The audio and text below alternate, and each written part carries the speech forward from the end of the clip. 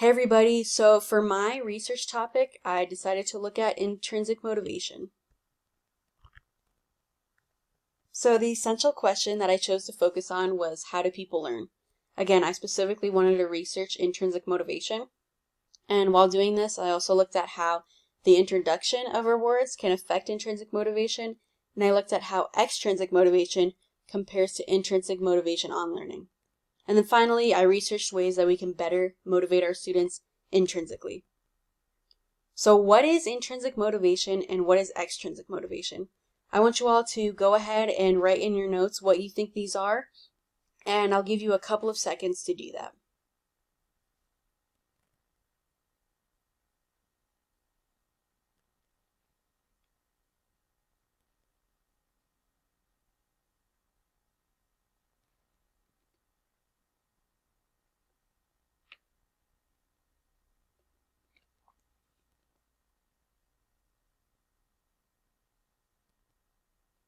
All right, so unfortunately, with the current environment that we're in, you can't share your answers, but let's see what you wrote down, let's see how that compares to what these actually are. So intrinsic motivation is described as engaging in a behavior for the satisfaction and pleasure that comes from doing it. And external motivation is engaging in behavior not for one's own sake, but rather for pursuing something. So that something could be a grade, it could be a toy, it could be food, an activity, etc. Again, you're pursuing something. So which do you think is better for learning, and why do you think that? Go ahead and write in your notes the answer to these questions, and again, I'll give you a couple of seconds to do that.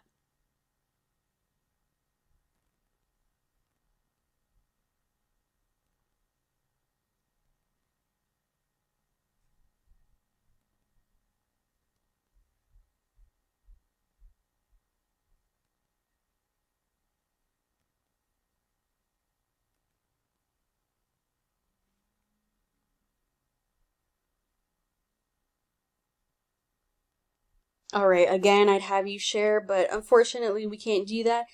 But let's see what people think is better for learning. So it's assumed that intrinsic motivation is more beneficial to student learning because those who are motivated intrinsically are more engaged and persist in the learning activities. This desire and commitment to learn is lasting and allows for better performance. By contrast, external motivation is associated with anxiety because these individuals are expecting certain results to stem from their behavior. These people will then have negative results in regards to learning effectiveness because of this. One article states that intrinsic motivation has been found to be significantly connected with academic achievement in all students. These include those with disabilities and those without disabilities. So, a quote here says, "Research has suggested that children with higher academic intrinsic motivation function more effectively in school." And then another article writes, "From childhood through adolescence across varied populations, those with higher academic intrinsic motivation have been found to be more competent in school, evidencing significantly greater academic achievement, more positive perceptions of their academic competency, lower academic anxiety, and less extrinsic motivation." And why is this? This is because intrinsic motivation allows someone to seek out challenges, to choose to participate in a task, to feel competent, and to feel part of a community. However, rewards contingent on task performance or level of achievement can therefore affect the forces of intrinsic motivation negatively. So if intrinsic motivation decreases, then so can academic achievement, since they're so significantly correlated with one another. So I did my own research, looked at a couple studies of different articles to see what they said about how students are motivated, or people in general, how this compares to intrinsic motivation, and how this affects learning. So study number 1 looked at 65 kindergarten students to see what they were motivated by. The findings showed that the students were motivated by performance contingent rewards, or extrinsic motivation. They were more motivated extrinsically. However, the students weren't motivated this way just for participation's sake. So they were only motivated by these rewards when they had to perform well in a task, and they weren't motivated by them to get them to participate. Study number 2 looked at 100 secondary students with disabilities. 81 males, 29 females, and found that in terms of motivation, they're more academically and/or activity-oriented. So they're motivated intrinsically by the nature of the activity, and they do better because of this. Study number 3 looks solely at motivation among 48 boys that were 14 and 15 years old. And they found that intrinsic motivation increased when a reward is associated with a task, and that intrinsic motivation decreased when a reward is given that isn't associated with a task. So, in other words, the extrinsic rewards didn't work in this instance. And then study number 4 actually mentioned a meta-analysis of 101 studies. And these studies looked at mixtures of children and adults and looked at the influence of intrinsic and extrinsic motivation. And the studies found that rewards don't decrease intrinsic motivation, but they don't actually help to increase it. And they also found that providing rewards just for completion's sake have a detrimental effect on intrinsic motivation. Whoops, too fast. Article number 2, or study number 5, this looked at intrinsic motivation and perceived competence on achievement among 2nd and 3rd grade students. So measures of each of these 3 things were given to students at the beginning of the school year and at the end of the school year. And the results showed, quote, children with positive conceptions of their abilities make greater achievement gains. So in other words, the authors found that the structural equation modeling, or the results, indicated that intrinsic motivation influenced perceived competence, and that perceived competence influenced subsequent academic achievement. So, in other words, yes, the intrinsic motivation helped them in their academics. And then a separate article, another article, study number 6. In this study, 2 questionnaires about extrinsic and intrinsic motivation and achievement were given to 1,491 participants before and after a college class. And these participants were actually from different countries. So they were from India, Morocco, and Burundi. I hope I said that right. And the researchers hypothesized that intrinsic motivation has a positive effect on student learning effectiveness, and intrinsic motivation has a negative effect on it. So their results supported their both hypotheses, and they found that different types of motivations have distinct kinds of impacts on student learning effectiveness. Intrinsic motivation has a positive effect, confirming H1 or hypothesis 1. Conversely, extrinsic motivation has a negative effect, confirming H2, hypothesis 2. So again, this study also says that intrinsic motivation has a positive effect on learning. So although the study about kindergartners seemed to support extrinsic motivation over intrinsic motivation, at least in terms of performance, the other studies found that people, children and adults, are actually motivated more intrinsically. Also because of this, it's clear that learning effectiveness and achievement can actually increase because of the correlation between the two.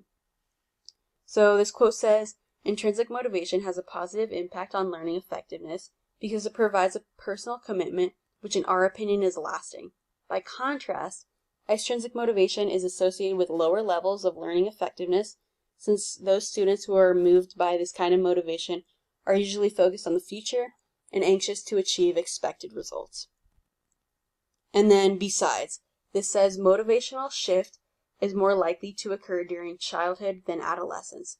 This implies that in the course of development, there is little likelihood of an individual changing motivational state during adolescence. This result is quite significant for stimulating and facilitating the development of academic intrinsic motivation earlier rather than later during the course of the student's academic lives.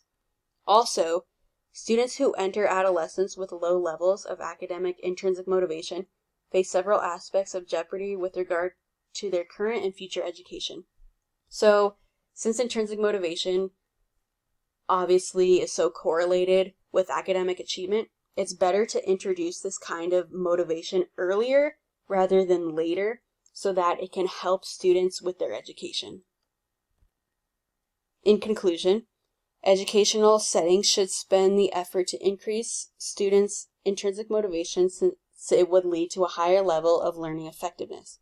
At a practical level, It means that educators should prepare the ideal conditions for their intrinsic motivation manifestation. Moreover, our findings imply that extrinsic motivation affects negatively students' learning effectiveness.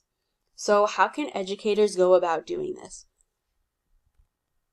I want you all to go ahead and jot down some ways or some strategies that we can use in our own classrooms in order to motivate our students intrinsically. So again, I'm going to go ahead and give you a couple of seconds to jot some notes down.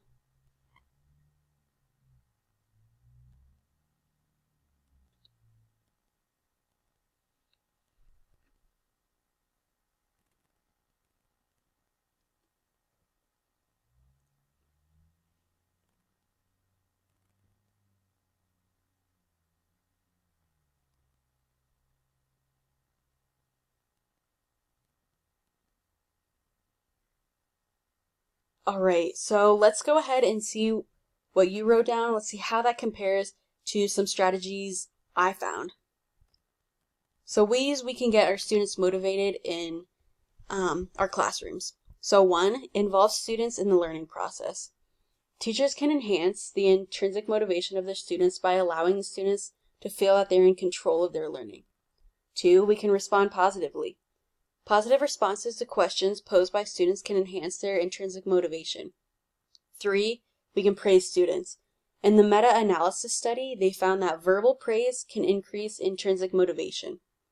And then in our articles from class, it also said that effort or process praise, so praise for engagement, perseverance, strategies, improvement, and the like, fosters hearty motivation.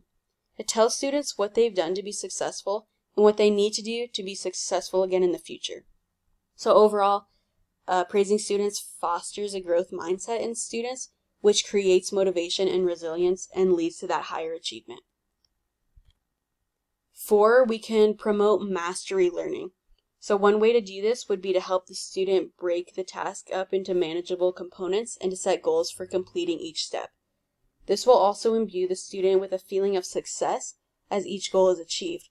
Proximal goal setting has been shown to be self-motivating because it cultivates a feeling of competency in learners. 4, we can challenge and stimulate. So both students with and without disabilities have been shown to derive pleasure from challenging tasks. However, make sure that the tasks aren't too challenging, that they're too hard for the students. And then finally, we can evaluate the task and not the student.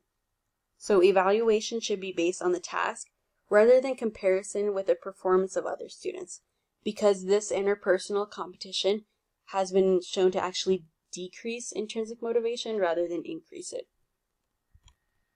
And here are my references. So, yeah, that is the end of the presentation. Thank you all so much for tuning in and for participating.